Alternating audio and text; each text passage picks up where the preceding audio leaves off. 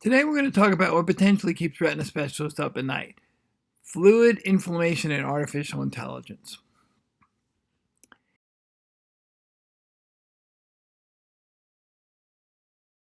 These are my financial disclosures.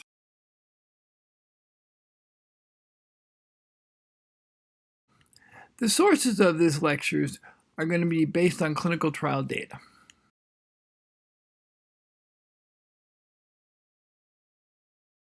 The overall objective is to discuss the effect of management of different types of fluid on OCT, review clinical trial data to see how fluid affects vision, better understand intraocular inflammation, and to gain an understanding of how artificial intelligence works and its application to OCT.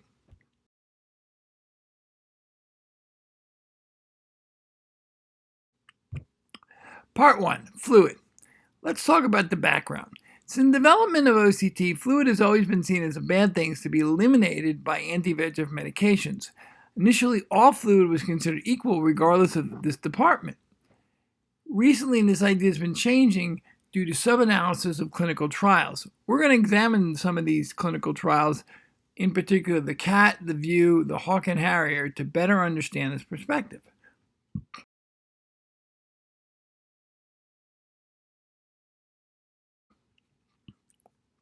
The CAT study is the comparison of age-related macular degeneration treatment trial. It's a multi-center study comparing ranibizumab to bevacizumab. It was not a pivotal study. What that means is that it wasn't used for approval of specific medication. It actually wanted to look at monthly dosing versus as-needed dosing of two medications that were currently being used in treatment at the time. Typically, it had 4 treatment arms: ranibizumab monthly, bevacizumab monthly, ranibizumab as needed, and bevacizumab as needed. It initially was a 2-year study that was extended to 5 years.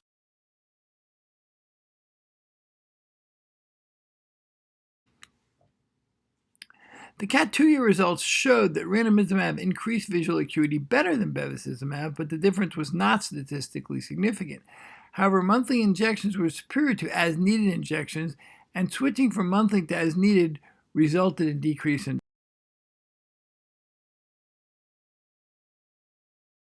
vision. As you can see from the slide here, that essentially the ranibizumab monthly at the 104-week time point was superior to the bevacizumab monthly. However, this difference was not statistically significant. However, when you look at the as-needed, be it ranibizumab or bevacizumab, their visual acuity gains were less than the monthly treated gains, and that difference was significant.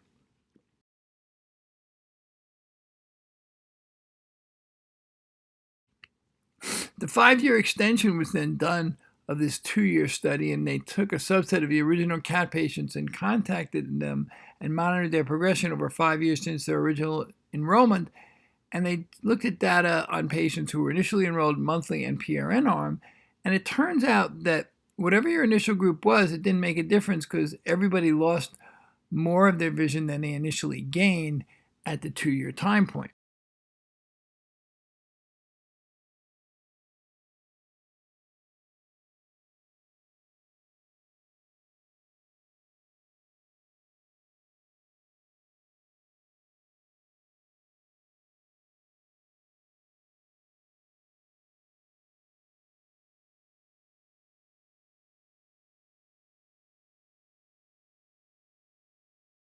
And you can see here's the 5-year data, and on the left is basically broken down by drug type, being ranibizumab versus bevacizumab, and on the right was talked about by interval, monthly, switched, or as needed. And you can see by 5 years, the vision actually went below baseline.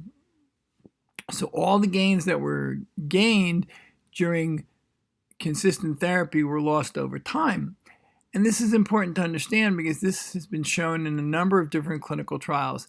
The Horizon study from ranibizumab, the VIEW extension study from with aflibercept, and the Horizon extension study, which was called the 7-Up study. They all showed that over time, these visual acuity gains are lost if you don't have frequent, consistent therapy and monitoring.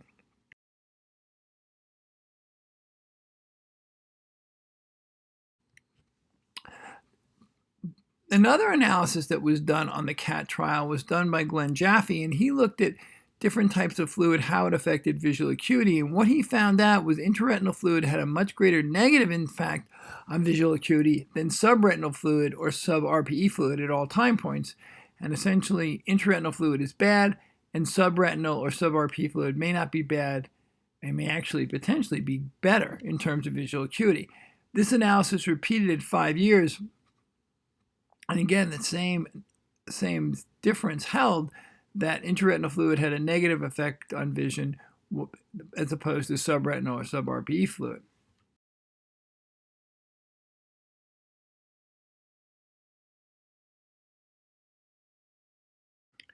We then did an analysis looking at the CAT data, and we wanted to look at the anatomic control of visual acuity over time. And this was a post-hoc analysis of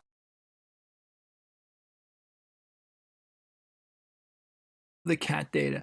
We wanted to basically look at, the purpose was to explore the duration of control of fluid and visual acuity outcome after initiation of anti-VEGF therapy in patients with AMD. What was that relationship?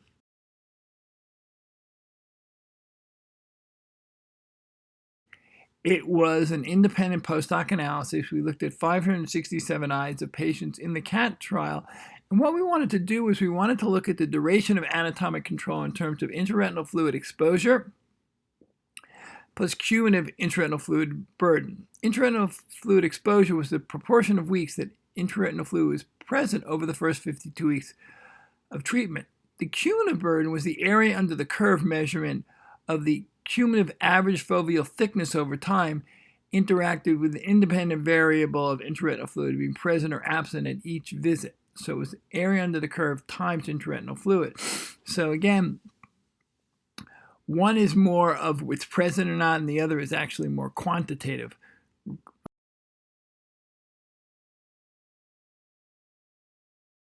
Measurement.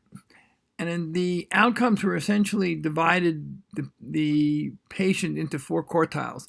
We looked at patients who had fluid rarely from 0 to 25%. Then quartile 2 is patients who had fluid 26 to 50% of the time. Quartile 3 had patients who had 51 to 75% of the time, and quartile 4 was 76 to 100% of the time. And then what we did was we basically adjusted for things like age, gender, baseline visual acuity, mean retinal thickness, and by using a least squares mean, we got estimates of the change of vision at 52 weeks. We then did a repeated measures model to assess the association between cumulative intraretinal fluid, area under the curve, times intraretinal fluid, and the change in base corrected vision at 4, 12, 24, and 52 weeks. This model included time-dependent variables, mean retinal thickness, presence of intraretinal fluid, and cumulative area under the curve, and then patient-specific variables, age, gender, and baseline BCVA covariates.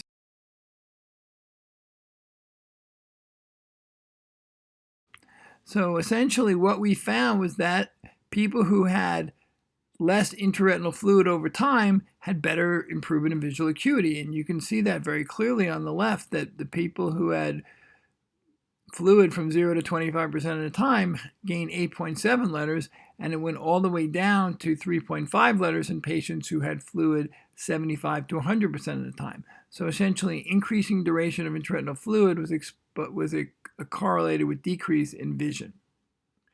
So the more time you have fluid, the worse vision you're going to get.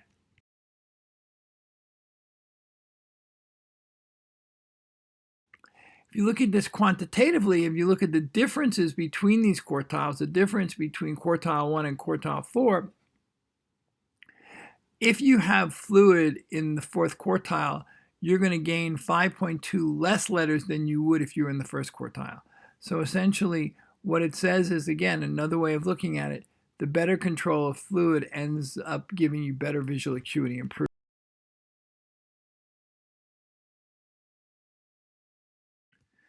There was an association between the cumulative intraretinal fluid burden, area under the curve approach, and best corrected visual acuity improvement over the first 52 weeks of the study. And it shows that basically the cumulative intraretinal fluid burden, essentially, which is cumulative average of retinal thickness, with an intraretinal fluid component had a significant negative association with best-corrected visual improvement over the first 52 weeks after adjusting for covariance. And the most important contributors to this model fit was the multiplication of area under the curve times intraretinal fluid, that interaction term, the patient's age, and baseline visual acuity. And you can see that based on the p-values.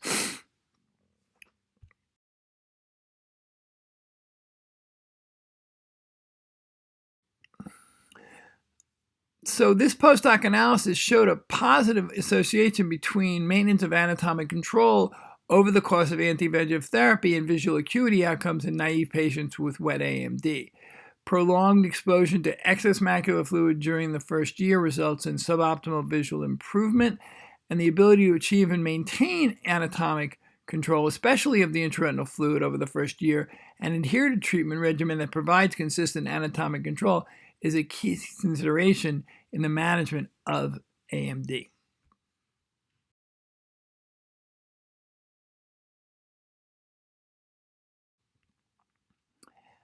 The next study we looked at this principle was we looked at the VIEW trials, and we did a post-hoc analysis to see was there an association with visual outcomes with early anatomic dryness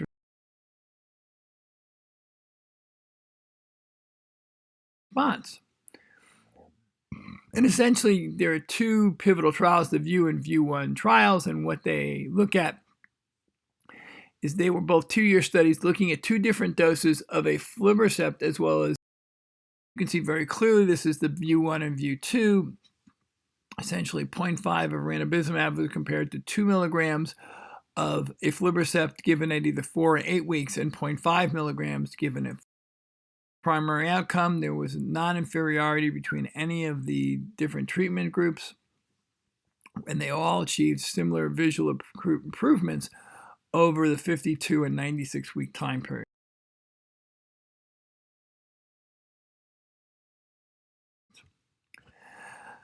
So we wanted to ask this research question. Conventional wisdom supports a disconnect between OCT and visual acuity, and improvements on OCT don't always correlate with improvements in visual acuity. Conversely, visual acuity may worsen despite increases in OCT thickness. So we wanted to see, was there a relationship between fluid type and response on OCT? And was there a way to explain the OCT response and visual acuity to gain a better understanding between these two components?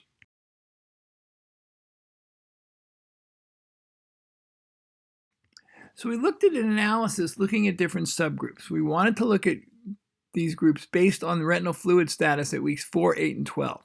And we defined 2 different type of categories. Persistently dry, which means you were dry of fluid at weeks 4, 8, and 12, and then non-persistently dry, which were other patients. So essentially, to be really clear, you had to have no fluid at week 4, no fluid at week 8, and no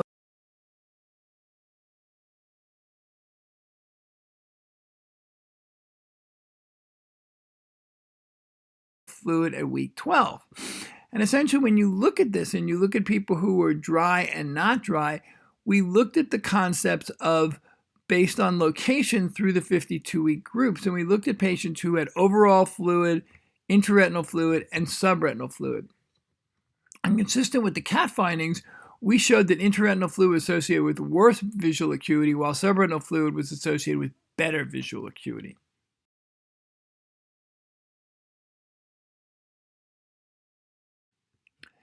We then looked at, we wanted to look at basically this post-hoc analysis. We wanted to look at all 3 groups together, and we wanted to control the location. So we looked at the best corrected visual acuity, looking at the different anatomic responses.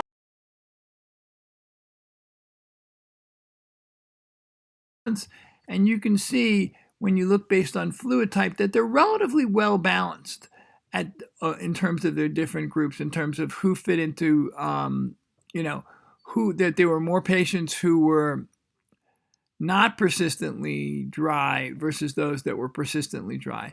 When you looked at overall retinal fluid, and you can see the difference in visions, and then basically in terms of intraretinal fluid, they were pretty well balanced between the 3 different medications, and subretinal fluid had the same basic associations as well.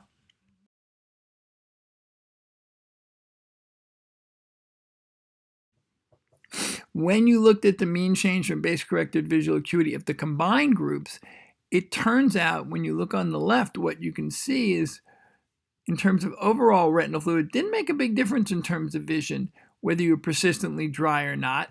And then basically in subretinal fluid, it didn't make a big difference whether you were dry or not. However, in intraretinal fluid, this was associated with a decrease in visual acuity if you had persistent intraretinal fluid, and that was statistically significant.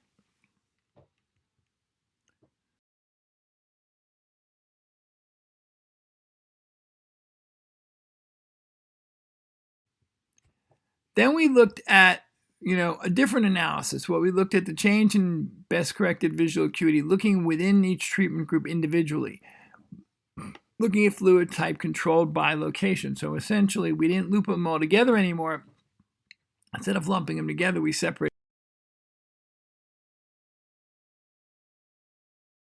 them out. And you can see now we're looking at patients in 3 different groups: Q8 aflibercept, Q4 aflibercept, and ranibizumab. When you look at BCVA over time within treatment groups at overall retinal fluid, you didn't see a statistically significant difference between the 3 medications. They all did about the same, meaning that whether you were dry or whether you were not dry, the vision was relatively similar across the groups.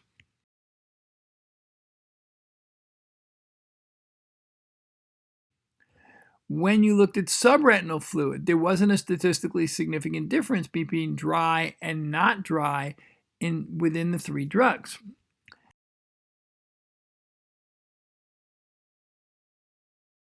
However, when you went to interretinal fluid, you saw something that was very interesting. You saw that essentially there was a difference between being dry and not being dry for interretinal fluid, and those people who were dry had better visual acuity in the ranibizumab arm and the aflibercept every 8-week arm. It turns out that this difference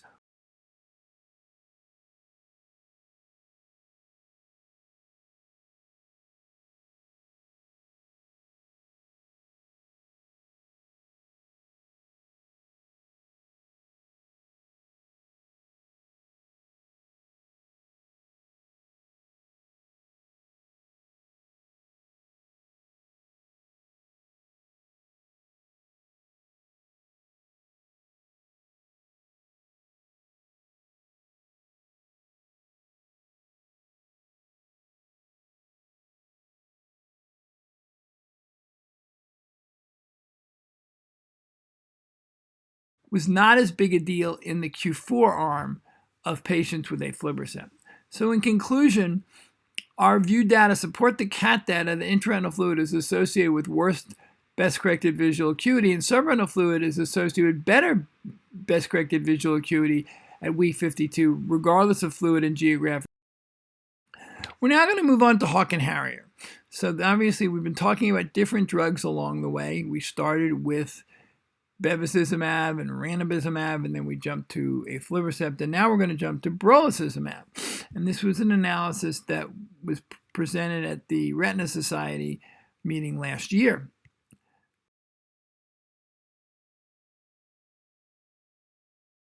For review, the Hawk and Harrier were pivotal trials comparing 2 different doses of brolucizumab with aflibercept. There was a match phase where people got shots monthly, and for the first 3 primary outcome, there was no significant difference between the visual acuities of the aflibercept and the brolucizumab groups in terms of being non-inferior at both 48 and 96 weeks.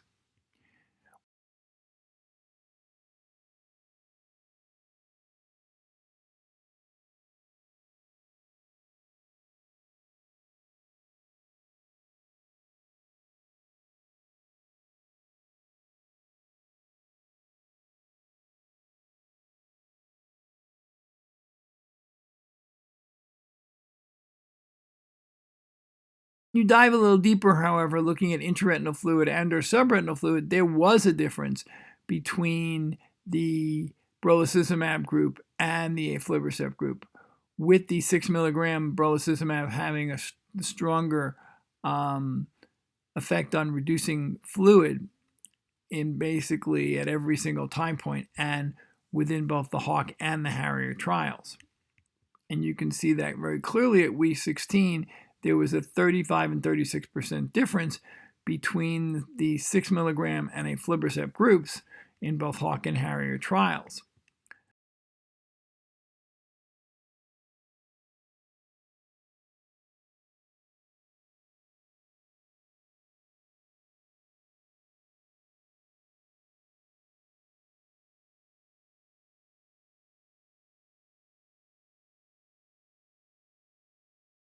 When you look at presence of fluid at week 12, it's interesting what you notice is that basically, again, the 6 milligram group seemed to have better control of fluid than patients who were in the aflibercept group.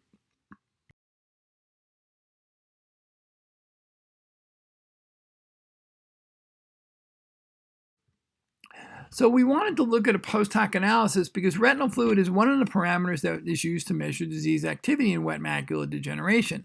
And there's limited evidence regarding the early fluid-free status and subsequent visual acuity in patients with wet AMD following anti-VEGF treatment.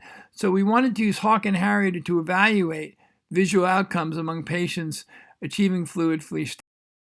So essentially, early fluid free was defined as intraretinal fluid and subretinal fluid free at week 12. And essentially, we evaluated the change in visual acuity if you were dry at week 12, vision at 12 weeks, 24, 48, and 96. And was there an association between having early fluid free status and improved long-term visual outcomes after anti-VEGF treatment?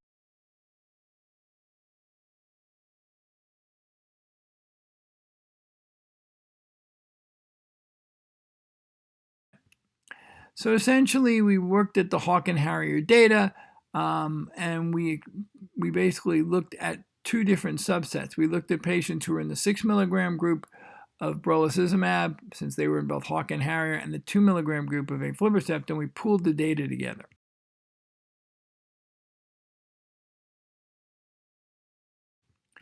What we wanted to do is we wanted to put into two main cohorts. Basically, we wanted to look at patients who were considered fluid-free and people who were not fluid-free. Difference from the last study I explained to you, fluid-free was basically defined as being fluid-free at week 12. They didn't really care what you were before week 12. So you could have had no fluid at week 4, have fluid at week 8, and then be fluid-free at week 12, and you were considered fluid-free. Or you could have been fluid-free at all time points, or you could be not fluid-free at 4 and 8 and be fluid-free at 12, and you would go and be considered fluid-free. Conversely, you could be dry for week 4 and 8 and have fluid at week 12, and you'd still be considered not fluid-free. So there was just one line in the sand as opposed to each month. And essentially, when you look at this, you have 1,075 patients that fall into the fluid-free cohort, and about 384 who fall into the non-fluid-free cohort.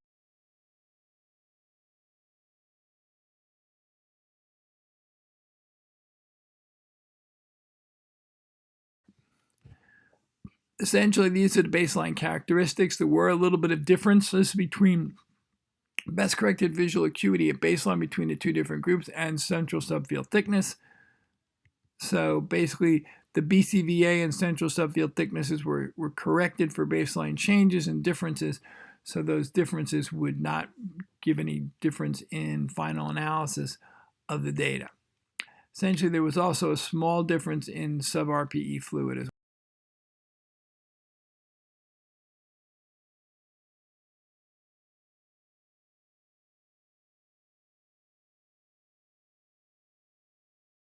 well.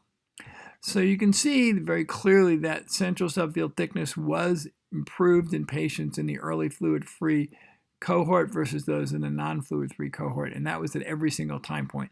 They were drier in the early fluid-free.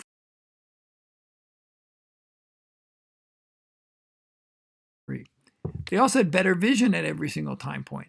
You can see very clearly the patients in green had better vision than the patients in red at every single time point that was looked at.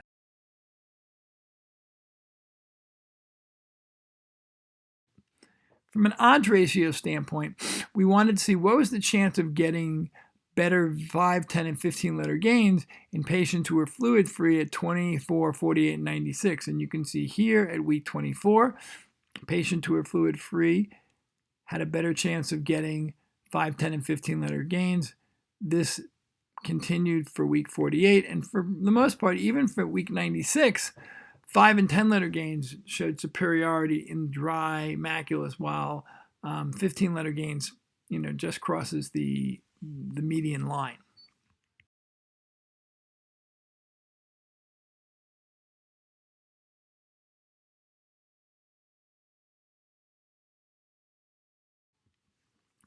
When you break people down into cohorts based on the amount of fluid they had, similar to the analysis that we did in CAT, you can see very clearly that, now obviously this is a post-hoc analysis, and there were baseline corrected visions were changed for baseline differences, but not for any other characteristics such as type of CNV.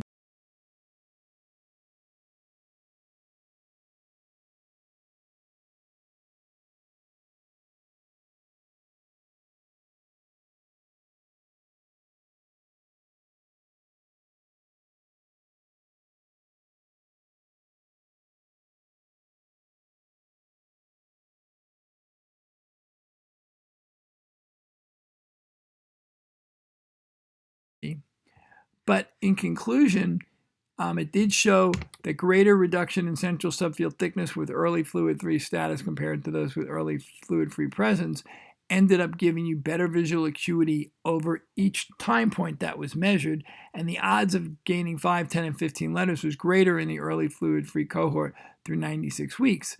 So taken together, it suggested that patients who achieved early fluid-free status following anti-VEGF injections may have better visual outcomes than those with early fluid presence. And then this result of this post-hoc analysis adds to the understanding of anatomic and visual outcomes.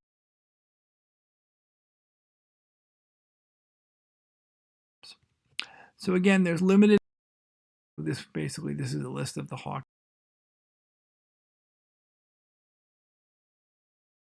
and Harrier patients. So I want to thank you for your attention.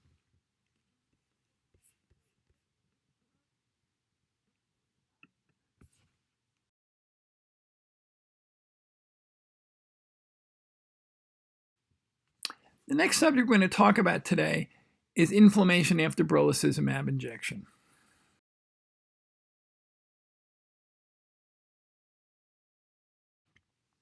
Earlier, we talked about the Hawk and Harrier studies, and we talked about their primary outcome in terms of visual acuity and reduction in central subfield thickness. Now we're going to talk about the fact of the side effect profile.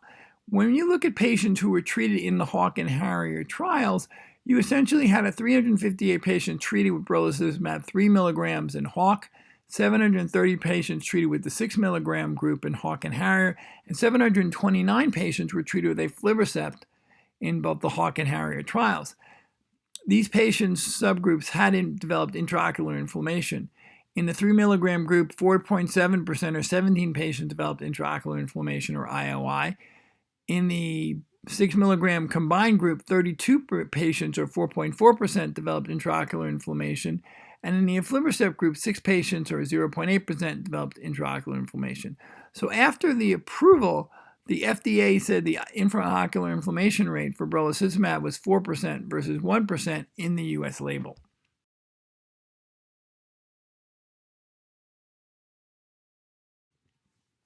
Let's get a better look at this. And it turns out when you look at the breakdown of the IOI events in Hawk and Harrier, you can see that essentially they're broken down into uveitis, iritis, chorioretinitis, vitritis, vitreous haze, anterior chamber inflammation, iridocyclitis, anterior chamber flare, eye inflammation, anterior chamber cell.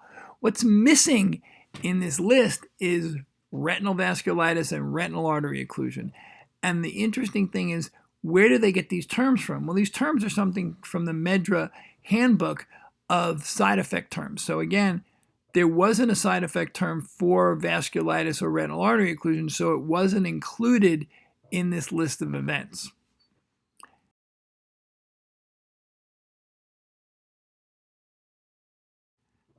However, after the drug got approved, essentially what happened was the American Society of Retina Specialists, and the company started to get reports of having inflammation related to the different treatments of brolucizumab in different patients. And essentially what happened, they started hearing about cases of retinal vasculitis and retinal artery occlusion. So as a result of these post-marketing safety reports to Novartis organized a safety review committee to be an independent, objective view of all these cases they had received of inflammation, especially of retinitis and retinal vasculitis, and essentially go back in the Hawk and Harrier trials to see what was the real incidence. So the SRC consisted of clinical trial, imaging, and uveitis specialists, as well as a data safety monitoring committee.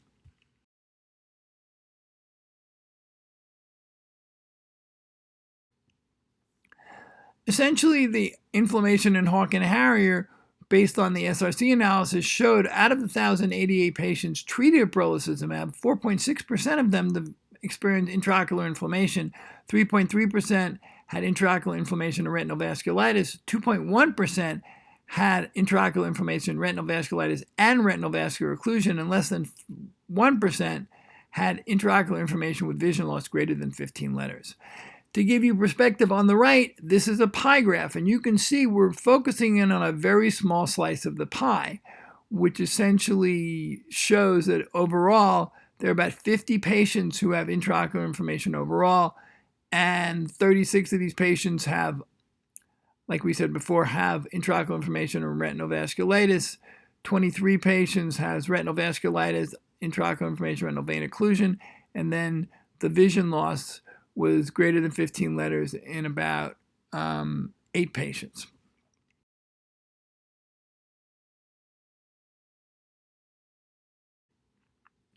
The SRC findings basically show the overall incidence of intraocular inflammation was similar to the Hawk and Harrier, and they found it as 4.6 and it was 4.4 in Hawk and Harrier. The overall incidence of at least moderate visual loss was basically about 1%, less than 1%, which is what was initially reported. Both retinal vasculitis and retinal vascular occlusion were higher than the incidence reported by the investigators, but you must remember these terms were not part of the MedDRA classification. They did classify their observation as about 56% of them were definite and 44% were probable. And when they looked at their data was there's a 2-year risk of probable IOI, vasculitis, and occlusion were reported actually as a per patient risk as opposed to a per injection risk.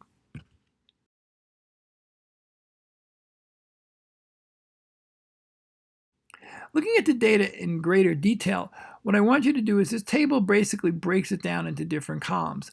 I started by the concept, what's the overall risk of getting intraocular inflammation, okay? And basically it's 4.6%, meaning intraocular inflammation with or without retinal vasculitis or retinal vascular occlusion. So this is the overall number. If you drill down deeper, where you talk about people who have retinal vasculitis, that drops down to 33%. And if you go into what's the chance of you getting overall intraocular inflammation, retinal vasculitis, retinal vein vascular occlusion, it's 2.1%. Looking at this a different way, essentially looking at the overall risk of the population of losing vision, 15-letter loss, it essentially is about 0.7% overall in terms of intraocular inflammation. This number stays the same in terms of retinal vasculitis and drops a little bit with retinal vasculitis and retinal vascular occlusion. If you do a subgroup population, looking at the group of people, if you're part of those 50 patients who are at intraocular inflammation, what are the chances that you're going to get greater than 15-letter loss? Overall, it's essentially having intraocular inflammation without vasculitis or without vascular occlusion, it's about 16%. Once you add retinal vasculitis to the picture, the number goes up to 22%. Once you add retinal vasculitis and retinal vein occlusion, it's about 30%. So if you have inflammation and you start having these other findings, the chance of you losing 15 letters actually goes up significantly. What's the overall risk in the general population of losing 30 letters? Well, it's pretty small. You got 5 patients in all 3 groups, and it's 0.5%. When you look at the subset analysis of the people who had inflammation, if you had inflammation alone, it's about 10%. If you had inflammation of retinal vasculitis, it's 13.9%. And if you had inflammation and retinal vasculitis and retinal vascular occlusion, it goes up to 21.7%. So obviously, it's very important to recognize this early and see how we can treat it, because of the fact once you start getting retinal involvement in terms of either vasculitis or occlusion, your chances of losing vision go up dramatically.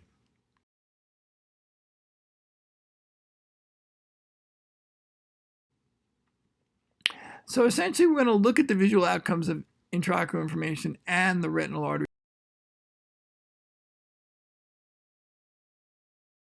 occlusion patients. And essentially, we have 49 patients with intraocular inflammation. The visual acuity outcome is basically at the last visit at baseline. The difference between the patients and the eyes is why there's 49 and 50 patients. But when you look at it, remember we talked about 49 patients with intraocular inflammation. It's interesting that essentially the majority of the patients actually gain 5 letters of this subgroup. And basically 23 patients gained greater than 5 letters, 12 essentially remained stable, and 14 lost greater than 5 letters.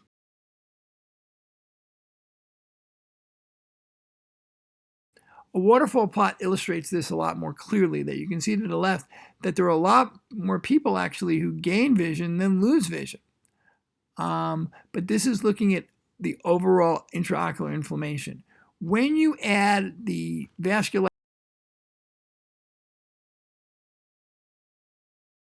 and artery occlusion, suddenly it is really clear that the people who do the worst are more likely to have retinal artery occlusion, with the vast majority of patients, if they develop vision loss, actually lose 15 or more letters.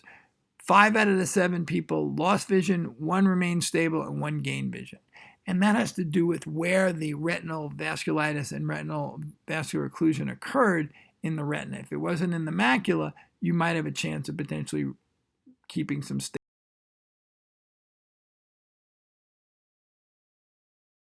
vision. Looking at the pooled group of 6 milligram brolucizumab group, what happened to these patients? Okay, so essentially we said 4.4% of patients had intraocular inflammation. What happened to them over time? And like I said, 2.9% of them gained greater than 5 letters. These patients were, during the trial, 14 of them were retreated with brolucizumab, 12 actually completed the study, and 2 of them got no more brolucizumab treatment after the first event. When you look at the 9 patients with stable vision, 4 of them were treated with brolucizumab, and then 5 of them received no further treatment after the first event. And then the 7 patients who lost vision, 4 were retreated with brolucizumab. 3 were treated with brolucizumab, and 4 further stopped the brolucizumab after the first event.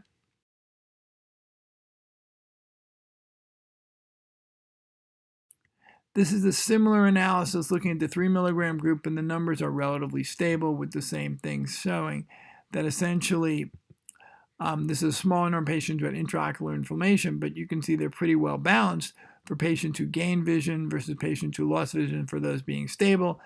And these patients, the patients who gained and lost vision, the similar amount of patients, 6 of them were retreated with brolucizumab during the study, and 1 of them discontinued in both groups using more brolucizumab.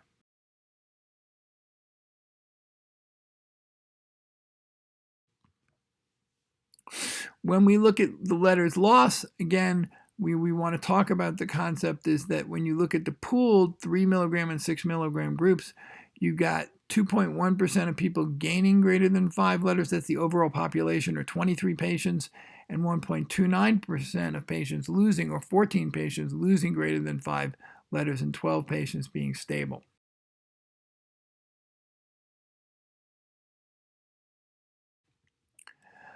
When you look at the different groups in terms of the overall vision loss in the Hawk and Harrier at the last visit, and you compare them to aflibercept, it turns out that when you look at them, that they're relatively well balanced. I mean, essentially, in terms of losing greater than 5 letters, more patients in the brolucizumab arm lost greater than 5 letters, but it wasn't statistically significant. And you look at 10 and 15 and 30, they're pretty much identical looking at the heights of the columns.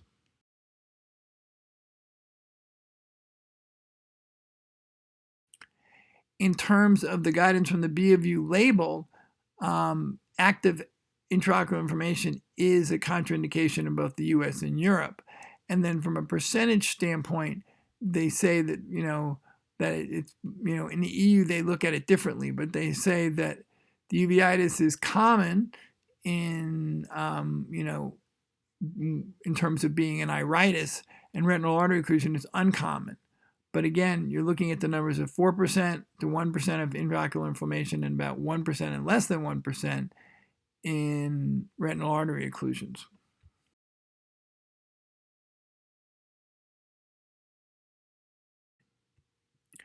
In summary, the incidence of intraocular inflammation for brolucizumab 6 milligram group was 4.4%. Incidence of greater than 5-letter loss was 0.95% in the 6 milligram brolucizumab group and 1.29% in the pooled 3 and 6 milligram group. The percentage of patients who lost 5, 10, and 15 and 30 letters were comparable across all the arms, and it's contraindicated in intraocular inflammation.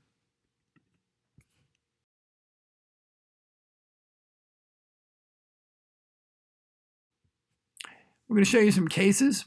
This is an 88-year-old female diagnosed with retinal vasculitis in her left eye 6 weeks after bilateral brolucizumab injection. The color from this photograph shows multiple intraretinal foci of gray material. You can see that right here in the yellow, and retinal whitening over there around the optic nerve and along the superior temporal arcade. Fluorescein angiogram shows delayed flow, and you can see delayed flow here and delayed flow there in both panels B and C. And you also can show that there's staining of the retinal arteries corresponding to areas of non-perfusion. And then there are foci of the gray material that you can see in the black arrows here that corresponded to the yellow arrows there.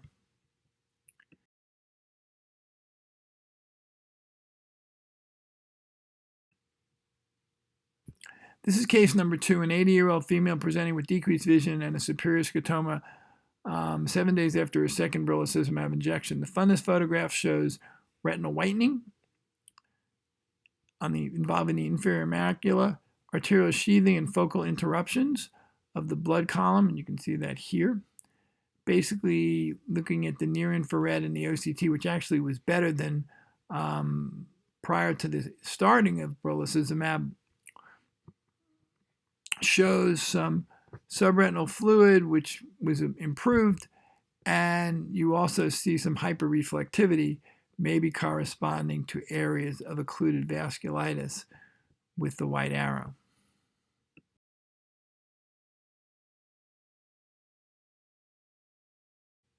Third case is a 75-year-old female who had persistent subretinal fluid despite 18 previous anti-VEGF injections, 14 aflibercept and 4 ranibizumab. This was the reason she switched. She presented basically with floaters and decreased vision, was diagnosed with intraocular inflammation, occlusive retinitis 30 days after her first brolucizumab injection. The fundus photograph G shows cotton wool spots. You can see them over here around the optic nerve, and the perimacular and subtle whitening that was noticed. There was some vitreous opacities.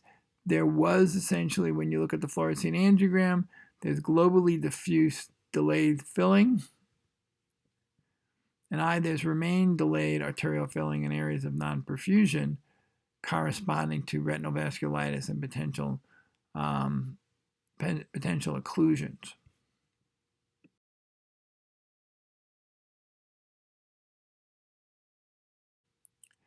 As a result of this, Novartis created a global think tank. And what the global think tank essentially looked at the results of the ASRS and the SRC and basically comprised of 18 physicians globally. And they're divided into teams to better understand root cause, patient characteristics, risk factors, and treatment algorithm. And their work is currently ongoing. It started in about May of last year. I'm part of this global think tank, and one of the manuscripts that was released was basically from the team called the treatment team, which we were on, trying to find an algorithm to diagnose and treat these patients. And essentially this was published in Ophthalmology Retina. And what we were trying to do was say, how do you deal with a patient who develops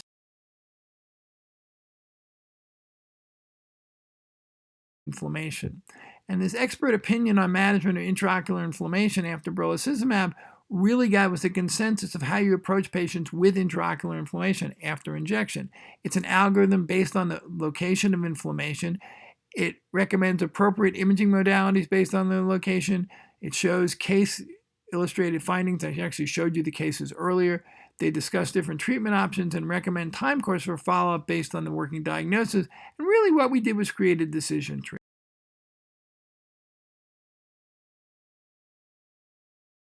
And this is the decision tree on how to work on this. So if the patient comes in and just has intraocular inflammation, what would you expect? You'd expect them to have floaters, pressure, discomfort for about 2 days, light sensitivity, reduced vision, and visual acuity loss.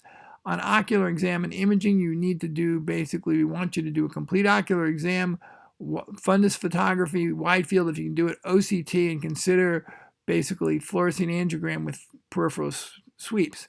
You're going to see anterior vitreous inflammation, anterior chamber cells, vitreous cells, and haze. What you need to rule out at this point, especially considering that it's recently after a brolucizumab injection, is you have to rule out endophthalmitis. You're not going to typically see fibrin in patients who have IOI, so that's something that lets you know. And then obviously you manage your endophthalmitis like you typically would do, is whether or not you would do a tap and inject or a vitrectomy, and whether you would just use intravitreal antibiotics or steroids. And then based on if you think it's vasculitis, you basically want to start using steroids pretty early in the game. You want to do early and intensive treatment with topical steroids with frequent monitoring. You should have a very low threshold to add intravitreal steroids and even another low threshold to add systemic steroids. Patients with retinal vasculitis, their signs and symptoms, they're going to come in with intraocular inflammation, blurred vision, floaters, flashes, and scotomata. And your job there is to differentiate the inflammation from arterial and venous involvement and whether it's central or branch. In addition to the complete imaging that you would do for intraocular inflammation, you definitely would consider fluorescein angiogram earlier in your treatment algorithm. You'd want to get wide field or peripheral views from both fluorescein angiogram, and if you can get wide field OCT or OCTA, you'll probably see perivascular thickening, vascular leakage, and delayed retinal filling. The optic nerve head may show leakage or hyperfluorescence. In terms of treatment, you want to look at the severity of retinal vasculitis. At this point, you should be looking at more potent topical, intravitreal, and systemic steroids. You may want to start using a corticosteroid implant or subtenon's injection earlier in your treatment paradigm. And then you look at patients who come in with retinal vascular events in addition to intraocular inflammation and vasculitis. This is a sudden visual loss. Usually if it's central or peripheral, you're going to see scotomata and floaters. You want to differentiate between arterial and venous occlusive disease and branch and central retinal artery occlusion. In addition to all the other imaging we talked about, you might think of using ICG to see if you can get a better understanding of the circulation. You're going to see if it's an arterial occlusion, you're going to see cotton wool spots, retinal whitening, a cherry red spot, box scarring, non-perfusion, optic disc and macular edema, and arterial sheathing. If it's venous, you're going to see intraretinal hemorrhages and irregular caliber of the veins. Now you really want to use not only potent topical, intravitreal, and systemic steroids, you obviously want to make sure you get your steroid implants in earlier. You may want to repeat the intravitreal injections much quicker because of the fact that this is going to take a long time to treat. You want to look very carefully for the assessment of neovascularization, secondary to potential peripheral ischemia and peripheral occlusion. In these patients, you may want to consider vitrectomy, although that hasn't shown any value, but there still might be potentially some value of being able to get a larger amount of steroids in the eye. And obviously PRP, you'd think about if patients start developing neovascularization either of the disc or elsewhere, or rubiosis. So I want to thank you for your attention